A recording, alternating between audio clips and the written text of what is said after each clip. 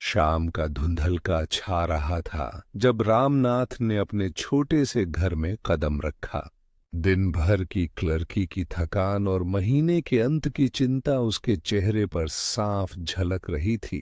दरवाजे पर खड़ी उसकी पत्नी शांति ने उसे देखकर एक फीकी सी मुस्कान दी। शांति, समझ नहीं आता ये घर कैसे चलेगा। आटे दाल का भाव आसमान छू रहा है और लाला की दुकान का उद्धार भी सिर पर चढ़ गया है। शांति उसके पास आकर बैठ गई और पानी का गिलास थमाया। आप इतनी चिंता ना करें, उसने कहा। हम और संभल कर चलेंगे। जहां 2 रोटी की भूख है वहां देर से भी काम चल जाएगा। रामनाथ ने पानी का घूंट भरा। ये कहने की बातें हैं शांति, कब तक पेट काटेंगे। मैं कैसा मर्द हूं जो अपने परिवार को 2 वक्त की रोटी भी इज्जत से नहीं खिला सकता। उसकी आवाज में एक चुभन थी। शांति चुपचाप उठी और अंदर से अपनी छोटी सी संदूकची ले आई।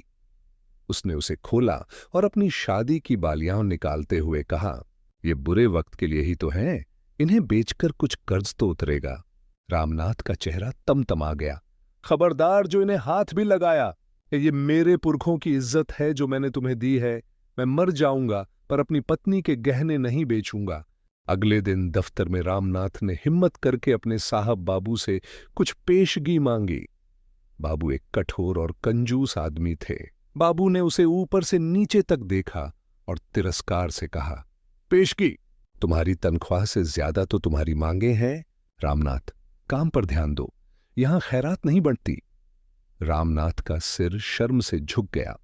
उस रात रामनाथ जब घर लौटा तो उसकी चाल में हार और आंखों में निराशा थी। शांति सब समझ गई।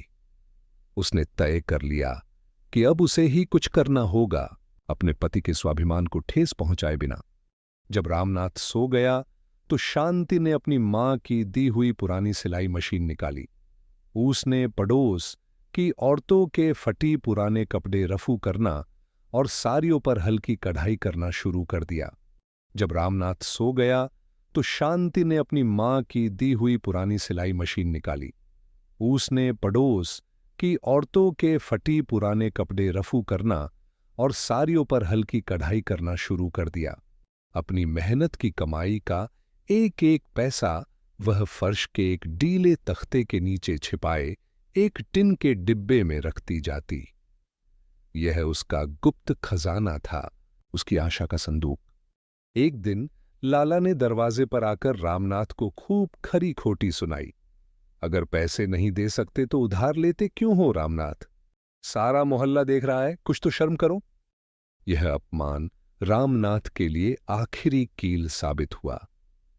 वह घर के अंदर आया और एक टूटी हुई कुर्सी पर ढह गया। उसकी आंखों में आंसू थे। शांति, हमारी इज्जत मिट्टी में मिल गई।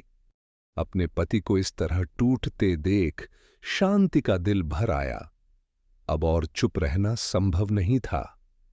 वह फर्श के पास गई, तख्ता हटाया और वह टिन का डिब्बा निकालकर रामनाथ के सामने रख दिया।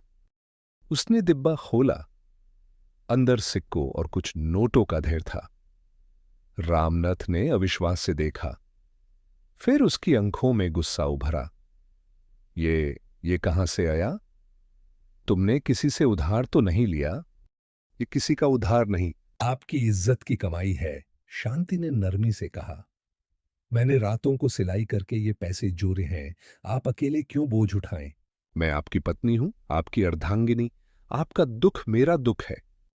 शांति के शब्दों में इतना प्रेम और सत्य था कि रामनाथ का क्रोध और स्वाभिमान पिघल गया। उसने पहली बार अपनी पत्नी को सिर्फ एक पत्नी नहीं बल्कि एक साथी के रूप में देखा जो उसके साथ कंधे से कंधा मिलाकर खड़ी थी। रामनाथ ने कांपते हाथों से वह डिब्बा उठाया। उस शाम वे दोनों साथ लाला की दुकान पर गए और उसका सारा कर्ज चुका दिया। उनके सिर पर से एक बड़ा बोझ उतर गया था। घर लौटते हुए उनके पास पैसे नहीं थे, पर वे दुनिया के सबसे अमीर इंसान थे। उन्होंने जान लिया था कि जब तक वे एक दूसरे का हाथ थामे रहेंगे, जिंदगी का कोई भी तूफान उन्हें हरा नहीं सकता।